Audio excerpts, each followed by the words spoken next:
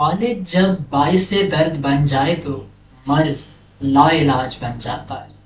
احمد فراز کا شعر ہے نا، یہی دل تھا کہ ترستا تھا مراسم کے لیے، اب یہی ترک تعلق کے بہانے مانگے۔ بعض لوگ انسان کے بے حد قریب ہوتے ہیں اور ان سے جدا ہونے کے وہم کو بھی انسان ٹالتا ہے، مگر مولا علی علیہ السلام کا فرمان ہے کہ وقت تمہیں لوگوں کا اصل چہرہ دکھا دے گا، چاہے وہ اسے ہزار نقابوں کے پیچھے چھپانے کی کتنی ہی کوشش نہ کریں۔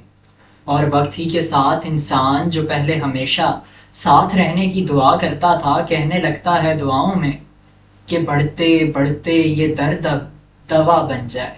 وہ شعر ہے نا کہ وقت نے کیا کیا حسین ستم، تم رہے نہ تم، ہم رہے نہ ہم۔ المختصر انسان ہر چیز، ہر جذبے، حتیٰ کہ وفا کو بھی دفنا دیتا ہے اور خاموشی اختیار کر لیتا ہے، یہ سمجھتے ہوئے کہ خاموشی سب سے زیادہ گونجنے والی صدا ہے۔